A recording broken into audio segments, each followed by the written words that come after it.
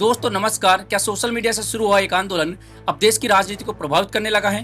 क्या कोकरोच जनता पार्टी सिर्फ इंटरनेट तक सीमित नहीं रही और क्या अब विपक्षी दल भी इस बढ़ती ताकत को गंभीरता से लेने लगे हैं? क्योंकि जो कुछ पिछले कुछ दिनों में हुआ उसने कई नए सवाल खड़े कर दिए हैं। एक तरफ देश में नीट पेपर लीक और भर्ती परीक्षाओं को लेकर गुस्सा है, दूसरी तरफ सोशल मीडिया पर तेजी से उभरती कोकरोच जनता पार्टी लगातार चर्चा में है। और अब इस मुद्दे की गूंज सिर्फ इंटरनेट तक नहीं रही बल्कि राजनीतिक बैठकों तक पहुंच चुकी है। यहीं से कहानी शुरू होती है। कोकरोच जनता पार्टी के संस्थापक अभिजीत दीपके ने बड़ा ऐलान किया है। दिल्ली के जंतर मंतर के बाद अब अगला प्रदर्शन महाराष्ट्र के पुणे में होगा। 11 जून को पुणे में बड़ा मार्च निकाला जाएगा और इसकी तैयारी भी शुरू हो चुकी है। अमेरिका से लौटकर आंदोलन की कमान संभाल रहे अभिजीत दीपके ने साफ कहा कि दिल्ली का प्रदर्शन सिर्फ शुरुआत थी, लड़ाई अभी लंबी है। उनका कहना है कि देश के करोड़ों युवाओं का भविष्य दांव पर लगा हुआ है। नीट परीक्षा का मुद्दा हो या सीबीएसई के ऑन स्क्रीन मार्किंग सिस्टम का मामला, हर तरफ सवाल खड़े हो रहे हैं और जब तक जवाबदेही तय नहीं होगी आंदोलन जारी रहेगा। अभिजीत दीपके ने यह भी साफ कहा कि जब तक शिक्षा मंत्री धर्मेंद्र प्रधान इस्तीफा नहीं देते तब तक देश के अलग अलग हिस्सों में प्रदर्शन होते रहेंगे। यानी अब यह आंदोलन दिल्ली तक सीमित नहीं रहने वाला और शायद यही वजह है कि इसकी चर्चा लगातार बढ़ रही है। अब सवाल है पुणे ही क्यों? आखिर अगला पड़ाव महाराष्ट्र के पुणे शहर को ही क्यों चुना गया? इसके पीछे भी एक वजह बताई जा रही है।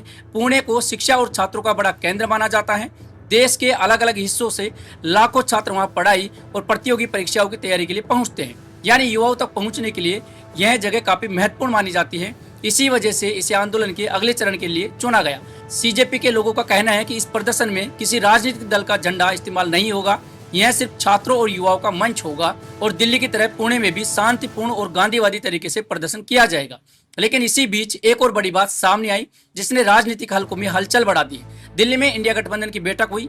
बैठक में कई मुद्दों पर बहस हुई, चर्चा हुई।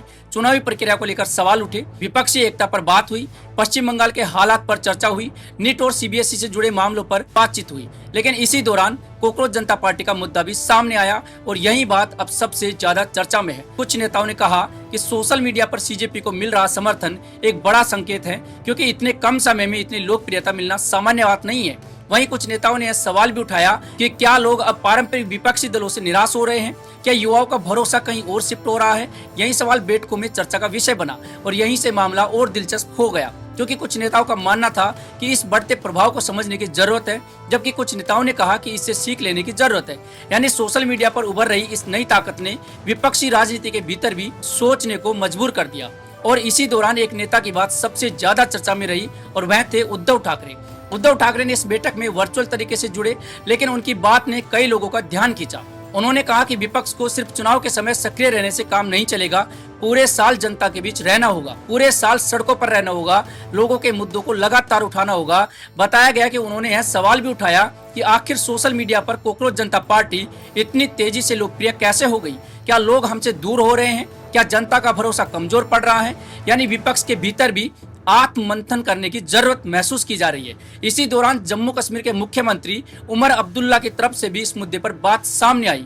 उन्होंने कहा कि अगर कोई मंच तेजी से लोगों का समर्थन हासिल कर रहा है तो जरूर वहां कोई कुछ ऐसा हो रहा है जिसे समझने की जरूरत है। वहीं सीपीआई-एमएल के नेता दीपांकर भट्टाचार्य ने कहा कि ऐसे जन आंदोलनों के साथ एकजुटता दिखाई जानी चाहिए। यानी अलग अलग नेताओं की तरफ से अलग अलग राय सामने आई, लेकिन एक बात साफ दिखाई दी, कोकरोच जनता पार्टी का नाम अब सिर्फ सोशल मीडिया तक सीमित नहीं रहा बल्कि राजनीतिक चर्चा का हिस्सा बन चुका है। और सिर्फ विपक्ष ही नहीं, कांग्रेस के अंदर से भी इस मुद्दे पर आवाज उठ चुकी है। वरिष्ठ कांग्रेस नेता शशि थरूर ने भी इस बढ़ते समर्थन को युवाओं के मूड से जोड़कर देखा। उन्होंने कहा कि इतनी बड़ी ऑनलाइन प्रतिक्रिया यह दिखाती है कि युवाओं के भीतर नाराजगी और बेचैनी मौजूद है।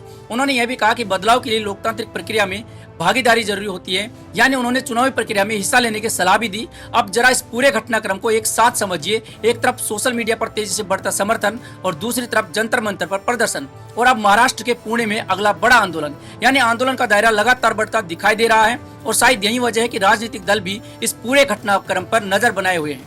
दिल्ली में हुए प्रदर्शन के दौरान शिक्षा व्यवस्था से जुड़े कई मुद्दे उठाए गए, पेपर लीक की बात हुई, परीक्षा प्रणाली पर सवाल उठे और शिक्षा मंत्री धर्मेंद्र प्रधान के इस्तीफे की मांग दोहराई गई।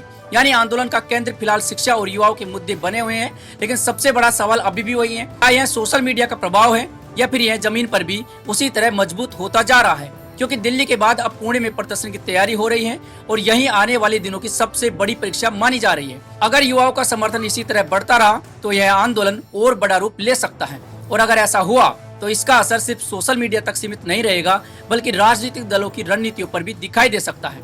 फिलहाल इतना जरूर है कि कुछ ही दिनों में शुरू हुआ यह अभियान लगातार सुर्खियों में है और अब इसकी चर्चा राजनीतिक बैठकों तक पहुंच चुकी है। यानी जिस आंदोलन की शुरुआत इंटरनेट से हुई थी वह अब सड़कों पर भी दिखाई दे रहा है और इसी वजह से आने वाले दिनों पर सबकी नजरें टिकी हुई है। अब देखना होगा पुणे का प्रदर्शन कितना बड़ा होता है, क्या युवाओं का समर्थन और बढ़ता है और क्या इस पूरे घटनाक्रम का असर देश की राजनीति पर भी दिखाई देगा। फिलहाल सवाल बहुत है और जवाब आने वाला समय देगा। आप क्या सोचते हैं, क्या यह आंदोलन आगे और बड़ा होगा या फिर इसकी रफ्तार यहीं थम जाएगी? कमेंट करके अपनी राय जरूर बताइए और अगर ये वीडियो आपको अच्छा लगा है तो हमारे चैनल को सब्सक्राइब जरूर कीजिएगा। धन्यवाद।